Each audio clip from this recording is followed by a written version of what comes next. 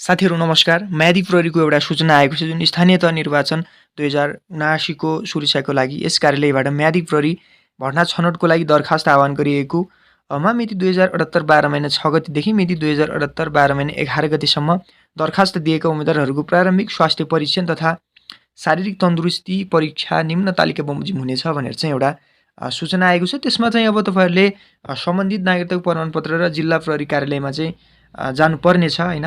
जस्तो कि पोसाकमा चाहिँ तपाईँहरूले आफूलाई सहज हुने खालको जुन हाफ प्यान्ट टी सर्टहरू चाहिँ लगाएर जान सक्नुहुनेछ हैन। यसमा प्रारम्भिक स्वास्थ्य परीक्षण तथा शारीरिक तन्दुरुस्तीको परीक्षा तालिका भनेको छ। यसमा तपाईँहरूले हेर्न सक्नुहुन्छ हैन तालिका अनुसार।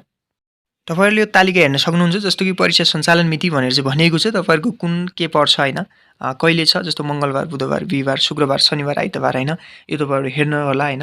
तपाईँहरूको आफ्नो चाहिँ पालो कहिले छ त्यही अनुसार चाहिँ प्रिपरेसन गरेर चाहिँ जानु होला हैन प्रारम्भिक स्वास्थ्य परीक्षणको लागि।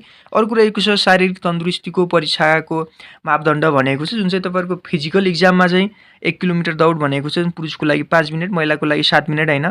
त्यसैगरी अरू पनि भनेको छ यसमा केही सिटअपहरू हैन, पुसअपहरू भनेको छ।